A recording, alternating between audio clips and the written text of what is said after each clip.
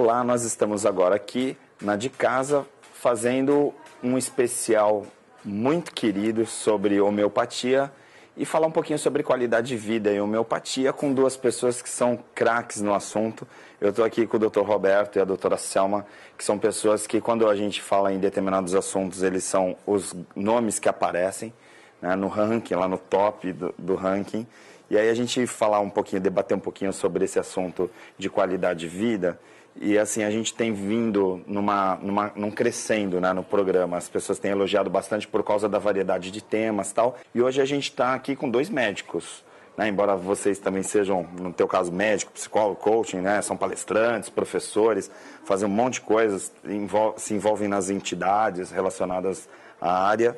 E eu queria então abrir um pouquinho a conversa hoje para falar sobre qualidade de vida e essa questão também de medicamentos, a questão de acompanhamento, principalmente nessa área de homeopatia, porque tem muitas pessoas que assistem o programa ou assistem a televisão em geral e veem as pessoas falando sobre homeopatia, às vezes saem alguns artigos falando sobre a questão da credibilidade da homeopatia e principalmente sobre os efeitos da homeopatia quando comparado, por exemplo, à alopatia. E um dos primeiros pontos que se compara é a questão que se coloca assim de homeopatia ser um efeito mais demorado e de repente a alopatia é um efeito mais imediato em alguns tipos de doença. Isso é mito? Queria que vocês me respondessem. A pergunta vale para os dois. Roberto. Olha, é um prazer estar aqui, né, Ari, com você, com a Selma, que é minha amiga de décadas também, como você, mais pessoas de valor, falando sobre um assunto que eu gosto demais, que é a medicina integrativa, a homeopatia, não é? Essa pergunta que você fez, se a homeopatia é lenta, é rápida, que as pessoas têm essa ideia de que a homeopatia é mais lenta e a medicina convencional é mais rápida, isso é um tabu, na verdade. Porque muitas vezes nós temos uma resposta, num caso agudo, muito mais rápido com a homeopatia e com a medicina integrativa, inclusive atuando na causa do problema. Então fica assim o ponto, isso não é uma realidade. Cada caso, a diferença é que, quando você trata com a medicina integrativa e com a homeopatia, cada pessoa tem que ser tratada na sua individualidade, não é? Então, essa é a diferença. E o resultado é bem rápido e até a Selma pode complementar isso. E Selma, também queria assim, já completar com uma segunda questão. Também não existe a coisa assim de ser tratado só com homeopatia ou só com alopatia. Também elas podem se integrar, não é isso? Verdade, Ari. Muitas pessoas desconhecem os fundamentos básicos da homeopatia. E é muito importante a gente estar aqui reunido hoje para a gente estar informando, continuar informando cada vez mais assim os fundamentos da homeopatia, que a homeopatia já é bissecular, né? Então, ela foi criada pelo médico alemão Samuel Hahnemann e que utilizou pela primeira vez o princípio da similitude e também a experimentação farmacológica em pessoas saudáveis. Então, na ciência, as primeiras experimentações foram feitas através do Samuel Hahnemann. Ele foi o primeiro experimentador. Ele usou em si mesmo uma substância, a chinchona, né, que é utilizada para curar a malária, e ele observou o princípio da similitude, que é a lei da semelhança, utilizada pela homeopatia, e através dessa experimentação farmacológica, utilizando substâncias do reino animal, vegetal, mineral, produtos de órgão, até mesmo medicamentos convencionais, que produz determinados sintomas no paciente e pelo princípio da similitude pode ajudar o paciente, né? Esse efeito secundário das substâncias convencionais. Então, a homeopatia é de grande utilidade. Eu falei do princípio da similitude, falei da experimentação. O homeopata, como o Roberto falou, busca sempre um medicamento embasado nessa totalidade, esse conhecimento maior do paciente, né? O paciente como um todo, não só no binômio saúde e doença, como Hahnemann ensinou, né? Através da filosofia vitalista hahnemanniana, que vê o paciente como um todo. Ele, a circunstância, o meio que rodeia, né? O ambiente, tudo que interfere na energia vital para se desequilibrar. Então, basicamente, a função do médico homeopata, através da escolha de um medicamento que contempla esse todo, né? Porque o homem não é só corpo, é corpo, mente e espírito. Quando Hahnemann começou a utilizar essa substância, ele utilizava em doses ponderais. E essa diluição, essa ultradiluição, que é tão questionada atualmente pelo mundo científico, ela mostrou uma coisa pela primeira vez, que as substâncias, quando diluídas, os pacientes, como sendo seres humanos, apresentavam sintomas de ordem físicos, gerais e emocionais. Então, essa totalidade sintomática que o homeopata busca numa consulta que às vezes precisa ser mais demorada ou de um tempo maior, tem um grande mestre da homeopatia, o doutor Elisaldo, que fala que numa mesa de um bar, e um dia você fala sobre o que é homeopatia. Agora, buscar o melhor remédio é um trabalho, é um acompanhamento. Então, esse medicamento, embasado nessa totalidade, é quem vai promover o reequilíbrio dessa energia vital. A homeostasia, ou seja, o equilíbrio do meio interno. Quando ele vai poder, por si só, né, através de um estímulo homeopático, ele vai se reorganizar para recuperar a saúde, que é a primeira missão do médico. A gente tem falado muito, Selma, no programa sobre a questão do desenvolvimento humano, a gente tocou na questão de coaching, de treinamentos e tudo mais. E uma coisa que eu deixei para esse programa, já que eu tenho 2 doutores aqui, pessoas extremamente capacitadas para falar nesse assunto, que é a questão da saúde física. Vocês falam muito nessa questão, o Roberto falou sobre a questão da medicina integrativa, tal. Eu acho que tem essa coisa da saúde integral mesmo, de pensar na pessoa como um todo. Não adianta a gente pensar em desenvolvimento humano também se a gente não estiver falando de uma pessoa saudável fisicamente também, né, Roberto? Exato. A saúde ela é um todo, né? Complementando o que a Selma colocou, lembrar que o princípio da semelhança que embasa a homeopatia, ele não foi inventado pelo Hahnemann, porque ele é uma lei, como uma lei sistêmica da vida. O próprio Hipócrates, que é o pai da medicina, séculos antes disso, ele havia falado que existem várias maneiras de se curar. Uma delas é pelo semelhante, que é o similia similibus curento, que é o princípio que o Hahnemann, depois de alguns séculos, embasou a medicina homeopática. E quando você fala em curar o corpo, é fundamental, não é? Porque nós sabemos que a saúde é uma totalidade. Então, onde eu vou me manifestar? Com o meu corpo. Eu tenho que ter um corpo saudável para poder, inclusive, cumprir minha missão de vida, para minha vida ter um sentido e eu poder fazer alguma coisa a respeito disso. Então, cuidar do corpo é importante, cuidar da mente é importante, ou seja, cuidar da pessoa, a totalidade. E existe um tratamento, como a gente está falando aqui, a homeopatia, que tem essa visão, que você busca conhecer o paciente na sua totalidade. Quais são os sintomas físicos? Ele vem com uma doença. Eu tenho uma gastrite. Se você for no médico convencional, vai fazer alguns exames, talvez uma endoscopia, uma biópsia e vai ver que tem uma gastrite. Se todo mundo que tiver uma gastrite com aquelas características vai poder ser tratado com o mesmo medicamento dentro da medicina convencional. Como nós tratamos com práticas integrativas, né, justamente práticas integrativas e complementares, a gente pode, usando também esse tipo de tratamento, procurar uma individualização. A gastrite nessa pessoa, ela é causada por o quê? Então, para esse foi um alimento ou um tipo de tempero que causou. Para o outro é porque ele está muito estressado. O outro é porque teve uma perda ou está numa fase de vida em que algo desencadeou e o órgão de choque dele é o estômago. Então, nesse primeiro caso, junto com a gastrite, ele tem outros problemas, dor de cabeça, ele tem uma irritabilidade, o outro fica mais depressivo, né? Então, você vê que não é só o nome da doença que faz a diferença. Na homeopatia, você vai olhar para a doença e para o doente, porque cada pessoa tem a sua doença com as suas idiosincrasias, com a sua peculiaridade. Vão vir manifestações físicas, manifestações emocionais, alterações em padrão de sono, sonhos, transpiração, individualidade. A gente fala muito assim de doenças psicossomáticas, aí a gente, em alguns momentos até do Pessoas de Valor, a gente fala sobre inteligência emocional e aí acaba relacionando as doenças psicossomáticas de alguma forma. Mas também existe um outro lado, que é, por exemplo, a pessoa que tem algum tipo de dor, algum tipo de doença, ou um desequilíbrio do corpo físico e gerar também questões emocionais. Eu poderia afirmar, por exemplo, que a homeopatia, por trabalhar muito a prevenção, ela tem esse olhar mais completo para essa questão? Como o Roberto colocou, é super importante essa individualidade. Então, cada pessoa ali reage de uma forma única. Inclusive, se você observar em crianças, antes de adoecer 2, 3 dias que eles são mais sensíveis, os pais já falam, doutora, o fulano, o Joãozinho está diferente, está mais irritado, mais caidinho, mais chorão. Então, os primeiros sintomas da surgir são esses sintomas de ordem sensorial, emocional, e para depois eclodir esse desequilíbrio em órgãos e tecido. Então, é uma hierarquia assim, do próprio organismo. E aí essa saúde preventiva, que eu, pelo menos no meu olhar assim de leigo, né? Eu fico sempre pensando que uma coisa positiva que a homeopatia tem é de um olhar maior para a prevenção do que, por exemplo, pelos métodos tradicionais, por exemplo, da alopatia e tal. Porque eu sempre parto do princípio assim, eu estou doente, eu vou tomar um remédio. E eu já vejo que a homeopatia, não, né? A homeopatia você está, de repente, fazendo um controle antes mesmo para poder melhorar a tua qualidade de vida. Aquilo que a gente chama de doença, na verdade, né? Você fala assim, se você vai no médico convencional, você fala, olha, eu não tenho nada, ele vai te dar um medicamento, porque não, né? A medicina alopática ou convencional vai tratar da doença que já existe, do sintoma, e vai procurar dar um anti, geralmente, né? Um anti-inflamatório, antibiótico. Né? A homeopatia não, às vezes você, como a Selma falou, você já começa, você vai no médico, não estou me sentindo bem. O que você tem? Não sei, não estou dormindo bem, minha digestão mudou, né? Eu estou irritado, estou cansado.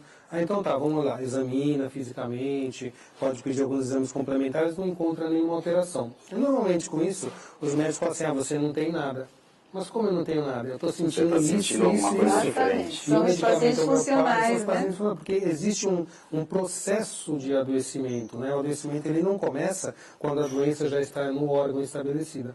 Ele começa numa fase muito anterior. Na verdade, ele começa quando a gente pensa mal, sente mal, ou tem alguma questão emocional, que aquilo vai alterando o seu organismo, o seu metabolismo, né? Os hormônios, os neurotransmissores. Com o tempo, isso desencadeia um processo funcional, um desequilíbrio. Aí a pessoa, não estou me sentindo bem, eu tenho sono, eu tenho sonhos, estou com pesadelo, estou com má digestão. Não tem nada ainda. Ainda o quê? Fisicamente, para você constatar. Se essa doença continuar evoluindo e não for tratada de uma maneira que aborde o funcional, que é a homeopatia, a acupuntura, todas essas medicinas que ajudam a cuidar do corpo, da mente, do emocional, da energia, então ela vai continuar evoluindo até chegar numa fase lesional. Aí você chega, nossa, agora eu estou com uma dor de estômago terrível, você tem que estar com uma gastrite. Que normalmente a pessoa, quando está nesse quadro, que aí ele vai, de repente, para o hospital, vai procurar alopatia. Porque já aí já está no corpo físico, a doença já somatizou. Mas antes da somatização, ela passou por toda uma evolução. Ela passou de uma fase energética funcional. E a homeopatia, de certa forma, ela consegue atuar nessa fase. Por isso que a maior originalidade da homeopatia é em medicina preventiva, por conta dessas experimentações, que você já observa o paciente doente antes de ele ter uma doença física, né? Ele já mostra sintomas de desequilíbrio da energia vital. Perfeito. Sintomas sensoriais, sintomas psicológicos. E aí você consegue interferir já nesse momento, onde ninguém consegue descobrir diagnóstico. Evitar as doenças, Então, evitar. Quando você interfere nesse momento, ele não vai desenvolver uma doença não, física. Ele consegue frear.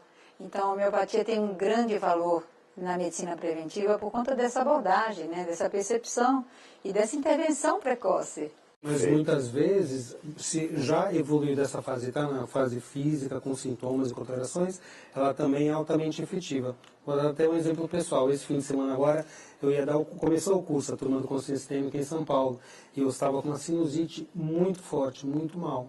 Sentindo muito mal, né? Falei, poxa, vou ter que dar, não tem como, né, não começar o curso. Se eu fosse tomar um medicamento convencional, que seria um antibiótico, eu teria que tomar por 10 dias um antibiótico.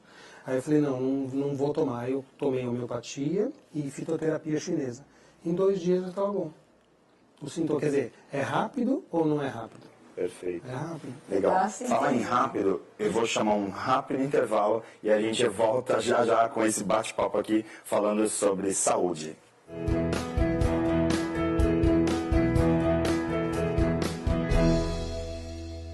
Para quem me conhece sabe como é difícil estar demonstrando todas as emoções que eu demonstrei aqui, mas eu acredito que tudo que aconteceu tem um propósito. Todas as pessoas que estavam aqui, cada uma delas me deu muita força. É simplesmente isso. Cada um tem sua luz e a sua luz ajuda o outro. Quem você menos imagina e que até ontem você nem conhecia. Então, foi muito diferente do que eu imaginava, graças a Deus. Foi maravilhoso, foi sensacional. Me sinto uma pessoa especial hoje. E cada dia é um dia. E hoje foi mais um.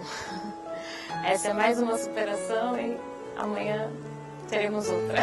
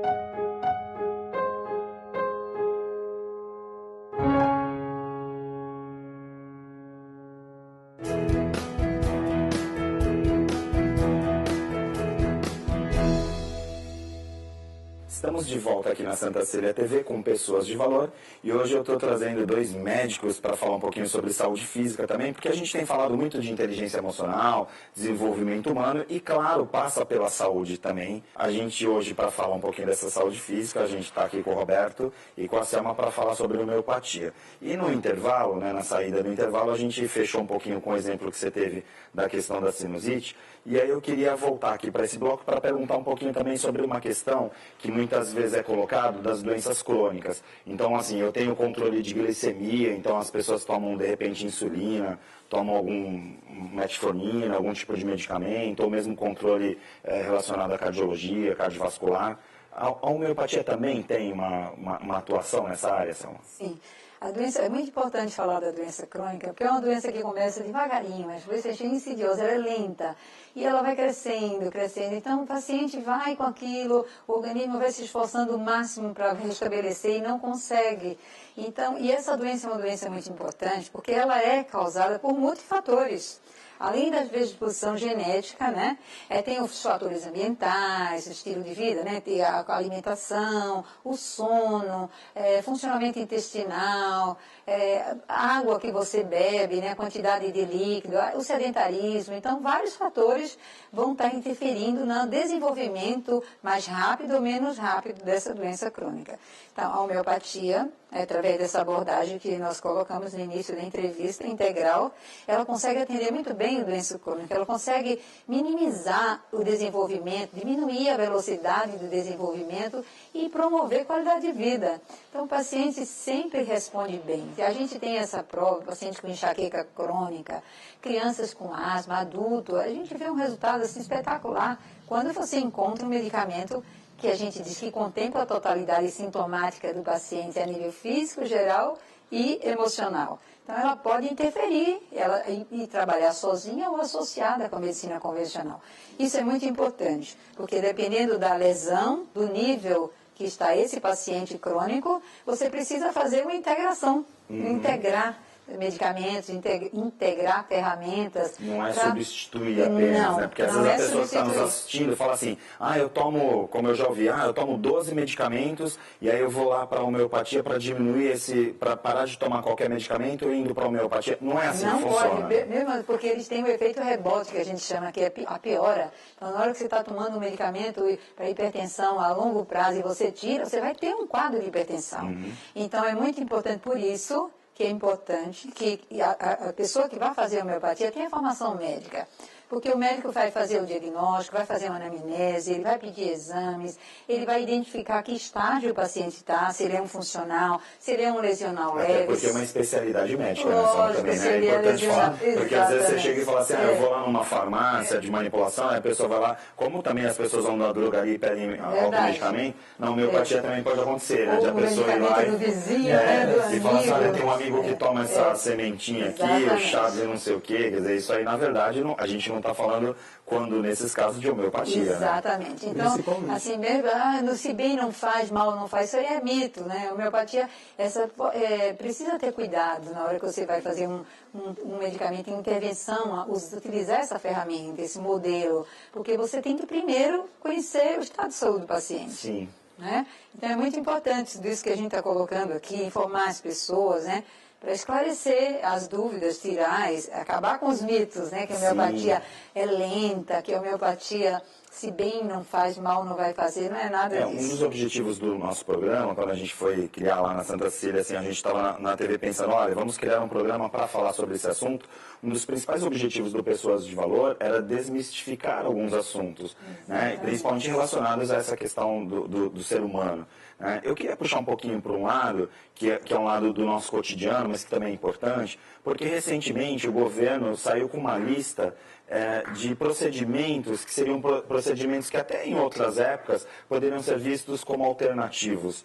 E hoje o governo assume, né, admite que não são alternativos, como fazem parte de uma lista que saiu recentemente para procedimentos que o SUS, né, que o poder público poderia bancar, vamos dizer assim, nas pessoas. Roberto, é um reconhecimento de que, na verdade, não existe essa questão do alternativo. O alternativo está mais no eixo central do desenvolvimento humano, inclusive da questão da saúde, do que nunca?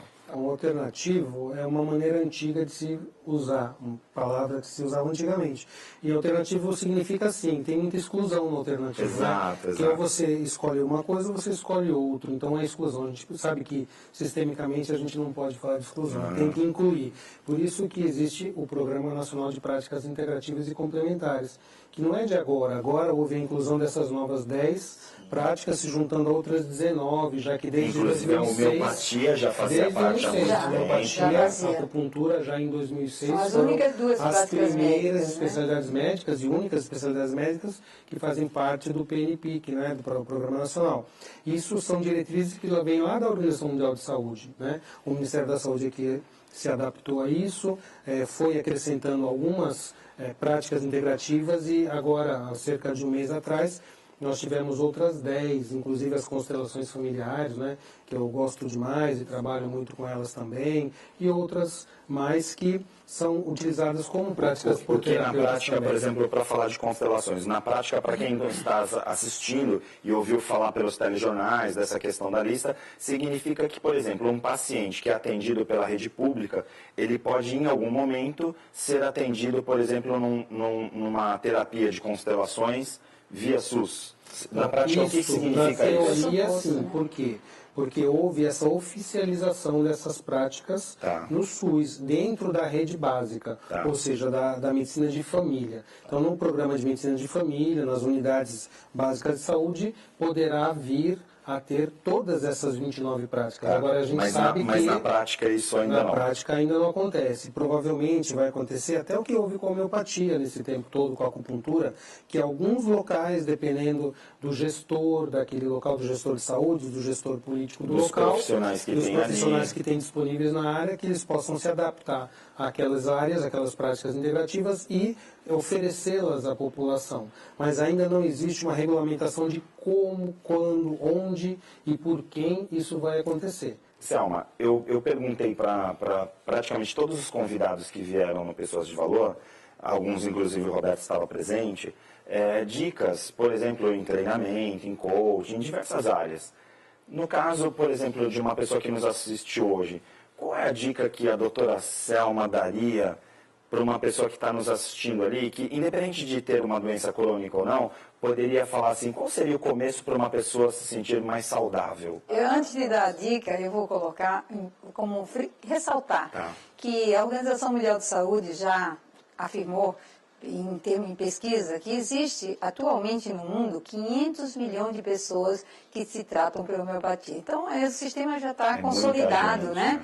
É bissecular. Então, tudo bem. Agora, dica de saúde em geral, para quem trata com homeopatia, para o começo de alopatia. Eu, por exemplo, eu estou lá, outro dia até estava conversando com o Roberto numa situação, falei assim, poxa, estou tomando um monte de medicamentos, eu queria diminuir isso e tal. Aí assim, não é simplesmente diminuir. Qual a dica que você daria para uma pessoa, por exemplo, que hoje está na alopatia, que, por exemplo, gostaria de migrar para a homeopatia ou, por exemplo, se sentir mais saudável? A primeira dica que eu daria é que ela faça seus exames regulares, tenha um médico acompanhante para saber o estado de saúde dela, quais são as doenças que ela tem, as predisposições, e se ela tem um estilo, ela mesma participe, se ela tem um estilo de vida saudável, se ela se alimenta bem, como é que é essas escolhas alimentares, o que é que ela está pondo para dentro do organismo, se ela é sedentária, se ela não é sedentária, como é que é a questão da automedicação, porque para tudo as pessoas tomam medicamento, é um dos grandes problemas da atualidade, é o excesso de medicamento, que atrapalha até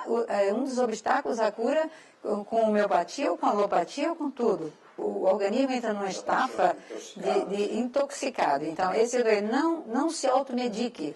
Tome bastante líquido, procure um sono reparador, dormir no escuro, breu, não deixar uma luzinha acesa para que seu organismo trabalhe, se regenere, suas células se regenerem, você tenha um sono reparador. Mastigue bem os alimentos para não ter problema de estômago, né?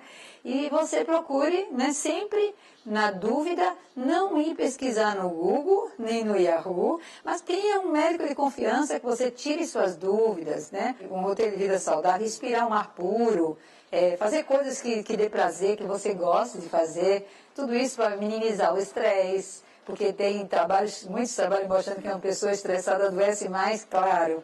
Né? Então, é o todo, é como o Roberto colocou, como a gente está informando aqui, a importância desse conhecimento. Ele mesmo tomar consciência de como é que está a vida dele e o que ele mesmo, para ele participar ativamente desse processo, o que ele mesmo pode fazer para mudar essa situação. Selma, obrigado. A gente está chegando no final do programa, Roberto. Foi uma grande entrevista hoje, né? Foi muito interessante colocar isso, né? A gente se conhece há tanto tempo, como homeopatas, como amigos, né? A gente está sempre conversando sobre isso. É uma oportunidade muito importante, interessante poder trazer isso no Pessoas de Valor, para que as pessoas também acompanhem. Agradeço muito. Muito obrigada pela oportunidade. Legal. Então vamos assistir um pouquinho aí da agenda, que a agenda está sempre bem agitada, e fique com a programação da Santa Cecília TV. Até a próxima semana.